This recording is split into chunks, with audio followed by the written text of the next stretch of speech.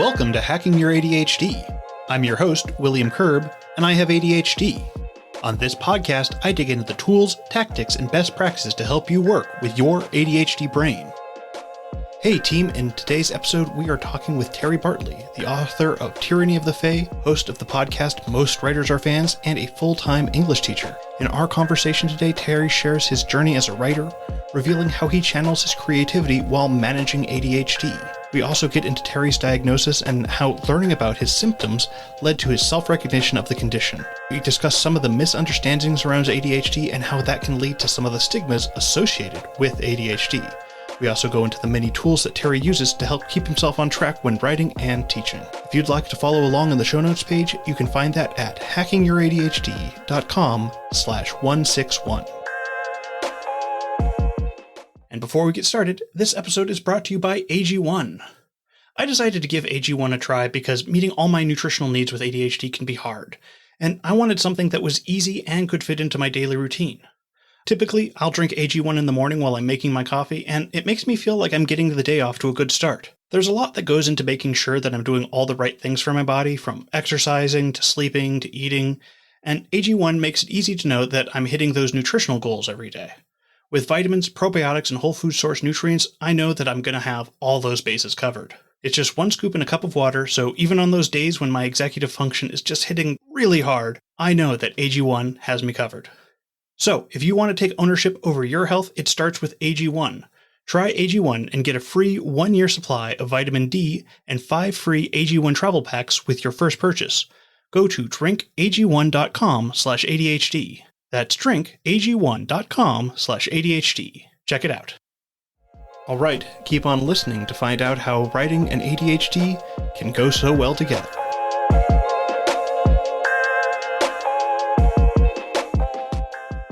It's great to have you here. Do you think you could do a quick introduction and then we'll get going? My name is Terry Bartley, and I'm a fantasy author of Tyranny of the Fae. I also host a podcast called Most Writers Are Fans. Oh, awesome. Nice. I think when I looked up Tyranny of the Fae, is a collection of short stories, right? Yeah, it's weird because I wrote a novel like 5 years ago. So shortly after quarantine, I just started writing short stories in the same world as the novel. And that's where these stories came from. So it's almost like this book is a prequel to the novel because it's like a lot of like world building and like establishing the setting and stuff. Awesome. Yeah. The stories around the stories are always interesting too, because what's going on here, but like, oh, you have these side characters that are always fun to follow. And that also feels like a very ADHD trait where we want to see those other little aspects of the world that, wouldn't get particularly fleshed out in a just regular novel. I've never been a big fan of writing just like the lore documents where you just write sort of like, this is the religion, this is the god, this is whatever. Mm-hmm. That may be ADHD where it's just like, I don't like the rigidness of it. Mm-hmm. But the thing I liked about the short stories was that I could kind of like build the world, but through the eyes of characters. So I could still kind of like do the character focused thing. Which, I mean, I guess that is kind of hacking ADHD, right? Because I'm figuring out how to world build, but doing it through the thing that I like, because I'm doing the thing that I'm interested in so that I can follow through. Yeah, absolutely. Because as you also have ADHD, which is why you're here. Right. Do you know which type you have? I know I have ADHD. I don't really know the specifics. Yeah. Some places they're like, yeah, well, this is exactly. And then other places, you have ADHD. Good enough. Yeah. It's a weird story. I kind of watched a video where somebody like ran through the symptoms of ADHD. There was that moment where I watched it and I was like, oh, wow, all of those things are me. So I essentially diagnosed myself. Then I had to go to a doctor and like get a real diagnosis. Yeah. So realistically, that's probably why they didn't do anything deeper, because it's like, no, you're right. You know these things. Yeah, absolutely. Yeah. That's like the value of doing like the educational things is like people don't know what the symptoms are. And then you kind of see it and you're like, wait, not everybody feels this way. And I feel like it's true of most mental health disorders is there's like these stigmas associated with it. And part of that stigma is like you have an idea of what it's supposed to be, right? Like people think of ADHD as like kids bouncing off the walls or like being kind of like just staring into space for a while. And like that was never me. I was always very like engaged in the things I was doing. So I never suspected that I had ADHD. Then once I heard the symptoms out loud, it was like, oh, well, I guess I do. Yeah, absolutely. I mean, and it's partially the naming convention of ADHD just is not, it's like, oh, attention deficit hyperactivity disorder, you're like, oh, well, I don't have a deficit of attention. I have way too much attention on the wrong things. Yeah. And I'm not physically hyperactive, but I'm mentally hyperactive. I heard it described once as it's not that you're not paying attention to anything, it's that you're paying attention to everything at one time. And that's why you don't pick up specific things because it's too much. Absolutely what I see with like sensory things where I'm like, I can't ignore this like tag in my shirt or something. Like my attention is drawn to it and it's distracting me from everything else. And yeah, that makes it really hard to do things. And yeah, then specifically with the inattentive ADHD, that we mostly know ADHD symptoms from pop culture. And that's not the fun one to talk about. Yeah. You want the guy going squirrel. And it's like, I see a lot of value in the online education for people learning what it really is and then having that first step of like self-diagnosis, like I think this is what I am, because I know there's a lot of issues around self-diagnosis and what people think, but I'm like, that's always the first step to getting a regular diagnosis. And I think the thing is like, so I'm a teacher, so like I regularly see kids who don't have diagnoses, right? And as a teacher, I have to kind of like recognize, oh, this person probably has ADHD. I can't like just tell them that because like that's not a thing you can do as a teacher. Mm-hmm. But like I can suspect it and maybe mention it to like a counselor or something, then they can follow up on it. But like the other thing I do is like I just have to acknowledge that they have it probably and then just kind of treat the symptoms, right? Like I teach to them as though I think they have it and then hopefully they'll learn better because I know it. And also like the main thing most people with ADHD need, which is just true, is like a bit of grace and a bit of like understanding. And I think that that's mostly what I try to give students is like, if they don't start something in on time, it's like, oh, there's probably some reason for that. So I'll give them another day or two, I mean, that's great to hear because yeah, it's one, a lot of teachers don't, but when you look beyond the first impression of what's going on, it's like, oh, there probably is something there. I've talked a lot about the show. Like, it's like, we're not lazy. We're very busy people, but it can look like we're lazy because we're not doing what we're supposed to be doing. Yeah. And I mean, I think that's why I never thought I had it because I was always very busy. I was always like, whenever I was in high school, I was in like every club, like, I was doing like everything. Like I told myself the part of that was that I came from a low income family, so I wanted to be able to like qualify for scholarships and things to go to college. So like I had to like have the best resume, right, to be able to do that. But I think the other part of it was like I was genuinely interested in all these different things. It's hard to nail that down as ADHD because like people are just like, oh, you're just that productive kid that's in everything, Yeah, absolutely. Because I'm interested in so many things, and the biggest challenge is sticking with one of them to get to a follow through that it makes it something cool. Yeah, that's very much why I started writing actually, because I remember the moment that I first started suspecting that I had something. I didn't know anything about ADHD, but I knew that I had something. I was in this public speaking training with this like fellowship program that I was part of in this leadership organization. And they had us write down the milestones in our life. And then they had us like pair up with people and like share those milestones. So my partner was like, here's like the 2 things that I think really affected me. And I was like, well, here's the 20 that I think impacted my life. Mm-hmm. And it was a lot of like moving from this job to that job. And then this other job was like, now this is the thing that I meant to do in my life. And then here's another job that I'm going to do differently. And now this job is the thing I was meant to do in my life. And like, I never really understood that like whenever I felt those passions that it was just sort of like ADHD saying like, oh, here's a new thing that you care about and it's fun, so like go do that thing. And I was just sort of like, well, I've got to figure out a way to like manage this. So I started writing because I went back to college to get a bachelor's in English because I wanted to be a writer. Mm-hmm. So I was like, all right, well, I'm just going to buckle down and do it. So then this is the thing that I focus on. So even though I do a lot of different things with writing, like I do promotional stuff on the TikTok and Instagram and things like that, I do the podcast where I interview other writers, but I can still at the end of the day tie those things back to writing. So like I'm trying to sort of like, if I have new interests, they're going to be a thing that can funnel back into writing. That way I can still sort of like focus on at least the one thing. And this will be the one thing I stick with. If nothing else, this will be the one thing I stick with. Yeah. I also went to college for English with a emphasis on creative writing. And it's just like, yeah, it comes back to everything I do. It's just like, it's so important as a skill that I sometimes forget that it is a skill that I learned. Yeah. Because I'm like, I'm doing stuff. I'm like, oh yeah, you just put this together. And then people are like, man, you're a great writer with this. And I'm like, no, this felt natural. And that's the other thing about ADHD that you don't realize is you never give yourself enough credit, right? Like you can't ever acknowledge whenever you're doing something because people compliment you. You're like, oh no, I just did that because I had to. I just did that because it was a thing I had to do, and then I did it. And then it's like, well, no, like you did something well. Like acknowledge that, Yeah. Even in that moment where I'm like, oh, someone said I was great at writing, and I mentioned it. I'm like, oh, that feels dirty to me. I don't want to be bragging here. Yeah, because it's like I just have these skills because I lived a life where I've had to learn these skills. It's not that I'm good at it. I just spent a lot of time doing it. But then like anybody else would brag about that. Yeah. Like I spent this many years writing. Like that's why I'm good at it, Yeah, absolutely. It is funny how the ADHD brain just like, I don't know exactly what's behind it, because I'm sure there's something there where it's just like, yeah, we don't want to come off the wrong way or something. But there is like something where so many people I know are, very understated about what they can do. Well, I think the big part of it, I feel like this is probably pretty universal, is that when you have ADHD, you often feel like you're behind in life, like you're not as well as you should be doing. Yeah. I think part of that is that our minds are so creative. So like we've been told all our lives we have potential, that like we're going to be so successful. And I think that whenever you bounce around to jobs or whatever, you don't make progress like in a career the way that you should, right? I think that part of that is like, I always feel like I'm a little bit behind. And I think that that's why it's like, oh, I shouldn't have credit because I didn't achieve the thing I set out to achieve, Yeah. Like, sure, I have a master's degree. I only did that because I needed to start subbing and they wanted me to start pursuing teaching to sub. But that's an accomplishment, Yeah. Like it is an accomplishment. Just curious, did you get your diagnosis before or after your master's degree? Before. Yeah. Well, actually, during. Okay. Cool. Congratulations on you. Like look back and like, man, school would have been so much easier if I'd known all these things about how ADHD worked. Yeah. And two, whenever I was in college, this is probably not an unusual story for ADHD, but I was far more focused on like extracurricular things. Like I was going to school for broadcast journalism. Mm-hmm. I volunteered heavily at the radio station. I would like do like news packages and I would like do promotional stuff. Like I would kind of had my hands into everything. So then I convinced myself, well, like if I'm doing the college radio station, I'm working in the field already. Like I don't need to go to these classes because I'm already learning it on my own. Yeah. And then you end up failing all your classes because you're not focusing on them, And I think that just sort of like the college setting just didn't work for me because I ended up getting both of my degrees, my bachelor's and my master's, ultimately through online school. And I think that that was just an easier way to do it with ADHD because first of all, you're holding yourself accountable, but there's like really fixed deadlines that you have to like meet. And like everything is laid out very specifically about what you have to do. And it's a little less like free form the way that college tends to be. Yeah, that's definitely true. The deadlines are, as much as I hate them, they are so vital for me to getting things done. Without having any sort of deadline, I don't get a lot of stuff done, and that's not so much fun. So it's also interesting then you're mentioning the deadlines, and because when you're writing, you don't have a lot of deadlines. So do you have like methods to like help get you to follow through on those projects? Yeah, I set deadlines.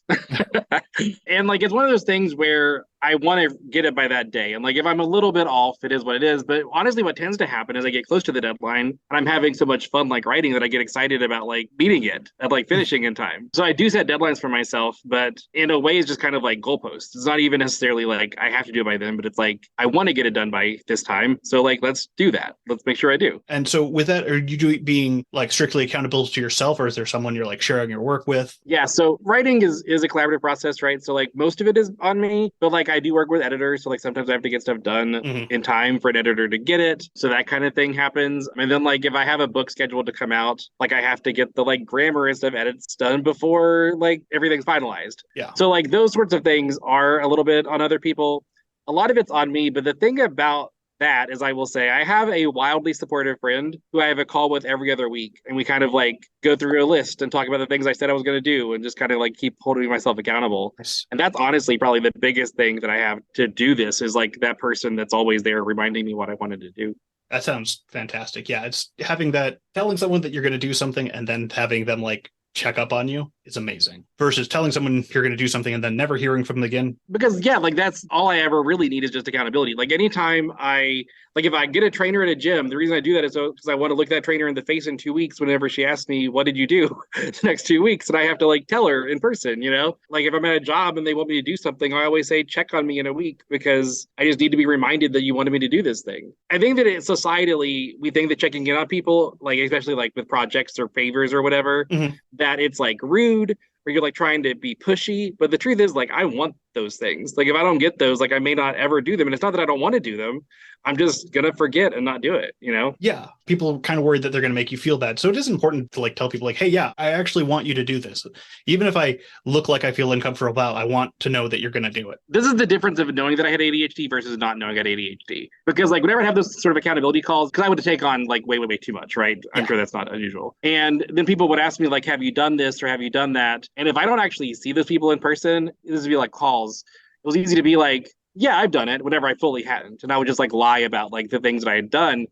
And now that I have ADHD, I don't feel so bad to be like, no, I haven't finished that yet. I need some help. Whereas like I think before I was far less likely to ask for help because it's like, I'm supposed to be able to do this. I should be able to do this. Why haven't I? Why can't I?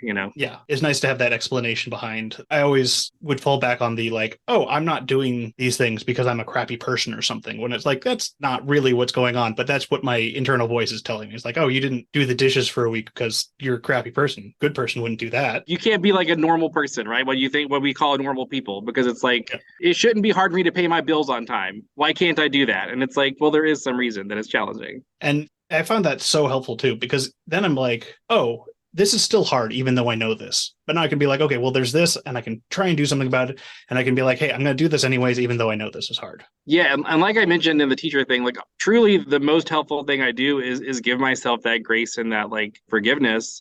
Because like I remember I used to like leave my keys at home or forget some important thing or lock my keys in my car. And I would get so hard on myself, like, you're so dumb. Why do you do this all the time?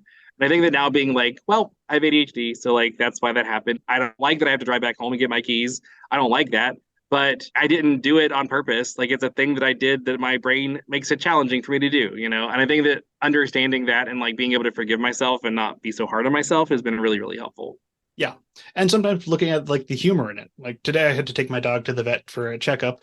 I'm getting in the car, getting stuff ready, and I'm like, oh, I need to get my dog. Yeah. Because that's the whole reason I'm going. I'm glad I figured that out before I left the house, because that would have been like, hey, I'm here with nobody. Sorry. I just don't think there's not still problems, right? Like I'll go to like book signings or whatever, and I'll need like Sharpies or like my promotional materials or whatever, and I'll forget something at home, and then I just have to like make do without it. Yeah. But I also sort of like just understand like, well, it's frustrating because I paid money to get this thing made, but like I'm already 3 hours away from home, so I'm not going to turn around now because I have to make it there on time. Yeah. It's like, oh. So I think that it's just like, well, it's fine. It's fine. It is what it is. Yeah, I do think ADHD, like that part of ADHD, does make us more resilient to like just like, oh, well, figure it out. I've done this before. I can do it again. I think about that a lot whenever I do my podcast because, like, I went to school for journalism, so I know that as a journalist, you're supposed to like have your questions prepared and like be really ready to talk to anybody and like do all your research, like read their book or whatever. But like, I never do. I always just jump onto an interview. But it's because I've been interviewing people for podcasts or for radio or for newspapers or whatever for like 15 years or something now. So it's just like second nature for me to jump in and have these conversations. And part of me is like, I should feel bad that I'm not doing more prep work, but it's also like, I make a good product. So like, yeah, I'm like, I should be doing more. But also, most of the time I'm getting by. Not every time. Most of the time I'm getting by. Yeah. So one of the interesting things I was also thinking about with this writing process too, is because you talked a little bit about the editing, and from other writers I've talked to with ADHD, they're like, they really love the creative process of it, but then the refining of the writing is just, they're like, it's like pulling teeth. Other than like deadlines, you have things you do to try and get through that? Yes. Like I said, I finished the novel pre-COVID, and I started like doing edits like during the quarantine is whenever like the editing process was starting. And like, first of all, I didn't feel like doing it, right? Because we were trapped in our homes and all those things. But then besides that, I didn't know what I was doing. I didn't know what needed to change. I didn't know like how to do edits. I didn't know anything about it. But I was like, I should know how because I wrote this book, so I should know how to edit a book. But like, I just didn't know like where to go and what to do. That's why I started writing the short stories was because I was like, I'm going to give up editing and just do this instead. And probably not the best thing to do, but like, it's just where I was at. And I think that that's why having an editor is so important because they give you direction, right? Yeah. Like editors can tell you like, you're missing this thing. So then you have a thing to look for. Whereas I think before it's just like, I don't know, I wrote this already. So like, what's wrong? I don't know what's wrong. But like having people that can point out like, here's a thing that you should change, or here's a thing that should be different. Like that makes the process so much easier because you're not trying to like, it feels like you're going in blind if you don't have that direction, Yeah, absolutely. Because it's hard to get yourself you don't know what you want to do, and that makes it so much harder. The useful thing about editors is they tell you the things that you don't do very well. Like I know now that I don't do descriptions of places very well because she told me that a lot of my scenes felt like they were taking place in a black void because I didn't describe where they were ever. So like a lot of times I'll write a scene now in like the new stuff I'm writing and I'll just leave a note that says describe better. Like when I go to do edits, I'll know to go back in and like actually type up a description later. Yeah, and I think that's also a great point. You don't have to do everything all at once, which often feels like I'm going to write this. I have to go start to finish, which absolutely don't have to do. And you don't have to, you can come back. And two, just like knowing what your shortcomings are and being able to like make note of them so they can go back later, because it's not useful to be like, describe this better, because I just describe it bad. I'm already writing the other scene. Because the truth is, I don't want to stop the scene to describe where they're at, right? Like, I want to get to the action and the like character stuff and the stuff that I care about. Again, ADHD, right? Mm-hmm. But I think that whenever I can get back into it, and it's like, I'm going to specifically go in and change these things that need to be changed, then it's maybe just the shift in perspective of the thing I'm doing, the task I'm doing, is what makes it easier, you know? Absolutely. It takes a lot to know where you want to go. And so sometimes, yeah, stepping back and being like, oh, I need to look at this another way, and I'm not going to do it right now. And that's fine. Well, and just knowing, like, if I did it now, it's not going to be good. Like, knowing that that's kind of the thing, too. Like, I think that it's true, not just in writing, but like probably in anything we do. People always say, like, why don't you just do it? And it's like, there's so many reasons, you know? Like, there's so many reasons. And it's like, why didn't I do my dishes today? I don't know. But like, there were so many other things I had to do. And like, I will do it later, but like, it's going to take a while. Yeah.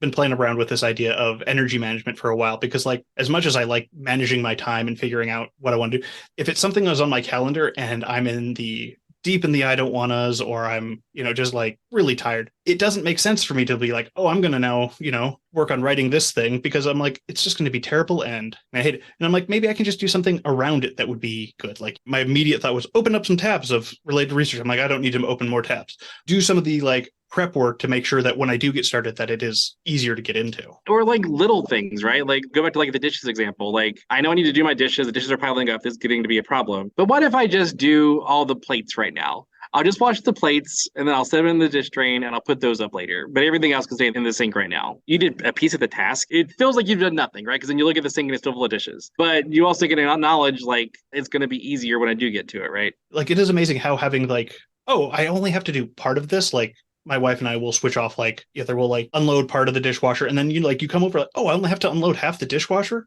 This is so much better than having to unload the whole thing. With ADHD, you will forget that you did it. It's like a fun surprise. Like, oh, wow, past me was like really helpful. Yeah. The bane of my existence as an English teacher is grading papers, because like, it's just so hard to like go back in and like do the thing where you just have to like look at the grammar, look at all that stuff and put in grades. And it's really challenging. I remember I did grades for this past 9 weeks, like a couple weeks ago. And whenever I went in, I was like, oh, I've graded most of the things already. I can't believe I did that. Like, oh, way to go, past me. I had a note on my monitor for a while. It was like, front-loading effort is self-care for future me. And I think that like just letting yourself do little things here and there, which I guess is what other people do all the time, right? Neurotypical people probably always do little things ahead of them, so it's not a challenge. For us, it's like a life hack, right? Yeah, it's absolutely vital to be like, oh yeah, if I do this, then when I get to it, it's going to be so much easier. Like with grading papers, I remember last year, I would often do this thing where I would just never grade anything. Mm-hmm. And then whenever grades were due a couple weeks ahead, I would just spend the night at the school just to grade everything and to get it all done at one time. And it's like, why do that? Like, I'm punishing myself basically for just not doing it ahead of time. And I think that learning to view it that way is helpful. Like, I don't need to punish myself. I can just do a little bit of grading gradually over time. It's hard to remember to do that, but I think that just sort of like forcing yourself, like what I've started doing is like daily tasks, which is basically a bullet journal. I'll write at the beginning of the day, like series of tasks that I want to do. And then I just do them in my off time at work. And like, it's things I probably should have been doing anyway, but I won't if I don't have them written down, Yeah, absolutely. Yeah. Like, I've heard, people talk like, you don't need a task list. You just need to have things on your calendar. I'm like, that won't work for me. Like, I need to have the flexibility to add this when I have the mental capacity to do it, and I need to be able to know that it's coming up.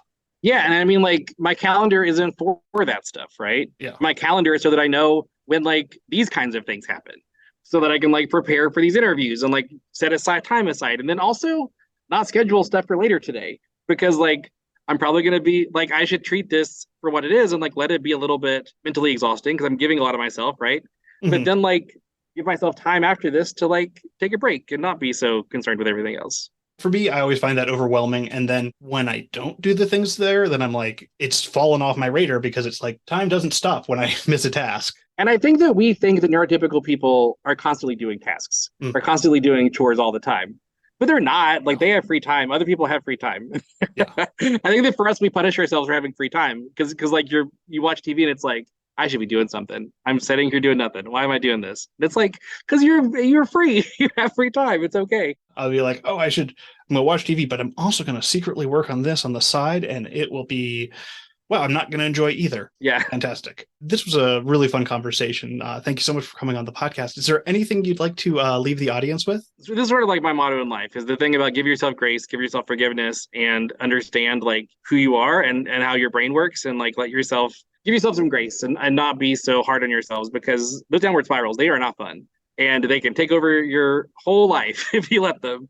All right. And if people want to learn more about your books or some of your podcasts or anything, where should they go to find more information about you online? Yeah, so I got a few things to plug. So my book is called Tyranny of the Fae. It is on hardcover. It'll be coming out in paperback. Probably by the time this comes out, it'll be out on paperback. But then I also have it in smaller bite-sized chunks that I'm calling light novels, like the manga prose. Mm-hmm. But I basically have just broken up this book into like 2 smaller books. So the first one is coming out the same day as the paperback. It is called I Am a Princess That Ran Away to a Magical World. But it is, again, just the stories in this book. So you don't need to buy both, but it has a fun cover. So if you like it, you can like it. I also do a podcast where I interview other writers. I use that term very broadly. I interview authors, I interview journalists, I interview songwriters, I interview game designers. It is called Most Writers Are Fans, and that comes out every week. I do seasons because I don't want to do it constantly. I feel like podcasts are really easy to just never give yourself free time.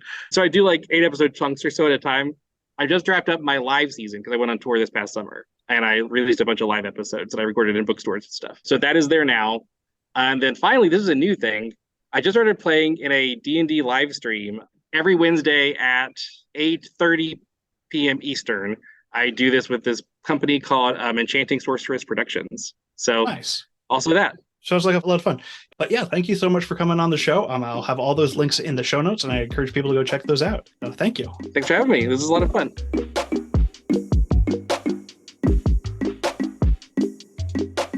Thanks to Terry for coming on the show, and thank you for sticking with us all the way to the end. Be sure to check out the show notes for all of Terry's links. Before you go, though, let's do a quick rundown of today's top tips. 1. Deadlines are great tools to keep you motivated and keep you on track, especially in regards to writing. These deadlines are incredibly helpful for those things that don't have a well-defined done state, such as writing or any of those more creative endeavors we might be doing. 2. Accountability can be incredibly helpful for keeping us on track and can come from many sources. In Terry's case, working with an editor helped keep him on track when he needed to follow through on those intentions for writing. 3. The importance of grace and understanding is a critical building block in our ADHD journey. Whether it is with ourselves or others, we need to allow room for us to make mistakes and grow with our ADHD. Alright, that's it. Thanks for listening. I'd love to hear what you thought of this episode. Feel free to connect with me over at hackingYourADHD.com/contact. If you'd like links or to read this episode's transcript, you can go to the show notes page at hackingYourADHD.com/148. If you'd like to support the show, the best way to do so is to tell somebody about the show, especially if you think they'd like a particular episode. Just click the share button on your podcast player and send it over to them. Or you can consider supporting me on Patreon. Just go to hackingYourADHD.com/Patreon to find out more. And now for your moment of dad. I'm currently reading this book about anti-gravity, and it's impossible to put down.